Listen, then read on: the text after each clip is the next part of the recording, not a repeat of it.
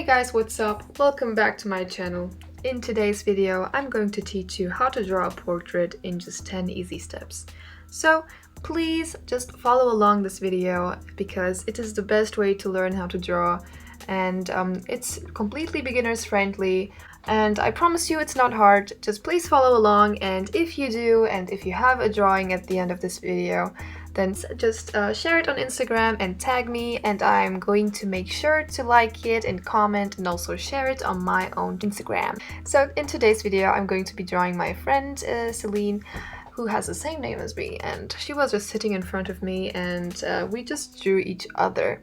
I'm going to be using my iPad Pro and the app Procreate, but you don't have to do that. You could just take out a piece of paper and a pencil and just draw along with me. So let's get started with the tutorial. Alright everybody, so let's start off by drawing a very loose circle. It doesn't have to be round or perfect at all.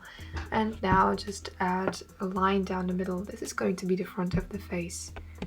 So next is just going to be drawing the jaw. And this is very easy because it's pretty much like a V. After that you're going to draw the hair, which is framing the face. If there's someone sitting next to you or in front of you, you can see what kind of hair they have and where it is put. For example, if you can see any ears or if the hair is covering a lot of the face. So then you can kind of make the face slimmer and appear narrow. So after adding the hair, which is in front, you're just going to loosely sketch out what the hair looks like on top of the head. And if you have any visible ears, if you have both or just one, you're just going to draw a little circular shape, which is going to emphasize that there is an ear. You don't have to worry about any details because no one really cares about what an ear looks like. So in the fourth step, we're going to add the shoulders and finish up the hair, which means sketching it out as well as coloring it in. This may be a little bit intimidating for people who have struggled drawing hair before, but here are some tips I can give you. If you want to draw someone with blonde or very light hair, I suggest you do less strokes and make them thinner, or just leave it out white, so it looks like the hair is thinner or also lighter.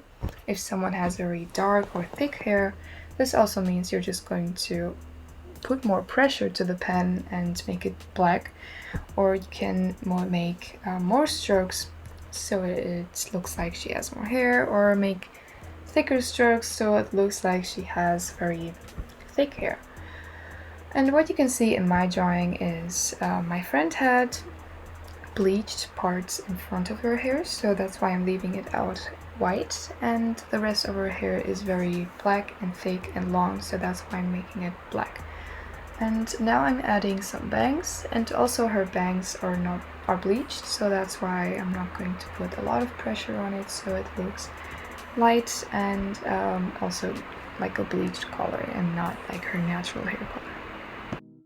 So now that we finished the hair, the drawing looks almost finished, don't you think?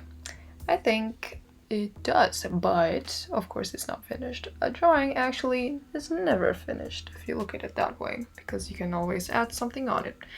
And here you can see that I'm going to draw the shoulders, and my friend had a t-shirt on, so I'm going to loosely sketch out a t-shirt, and I'm going to adjust some stuff, just move them and add more hair, add more details, so she has more voluminous, beautiful hair. And if something looks odd, just erase it or add a new line. You know, you're your own boss. If something looks wrong to you, don't be afraid to change it. Just add some details so it looks more alive. So now that we've done everything but the face, we're moving on to the face. So it doesn't really matter where you begin. It may be actually easier for you to start from the eyes, but I was drawing my friend and she was also drawing me, so she was looking up and down the whole time, so I thought it would be easier to begin with the eyebrows. That's why I did the eyebrows first, and then I did the nose, the tip of the nose and the lips. So it doesn't matter if you get it wrong the first time, because you can always go back and change things. So here you see I always do something and put it back, erase it, and then do something new. So first I did the lips a little bit too thick, but then I realized it looked kind of wrong, so I just changed them back. So don't be afraid, as I said. If something looks wrong, just change it, girl. And yeah. So this tutorial is not going to be on how to draw lips or a nose or eyes. I could do that in another video if you want, so just comment down below. But I have done a tutorial about eyes before, so I can link that down below also, so you can check it out if you want to.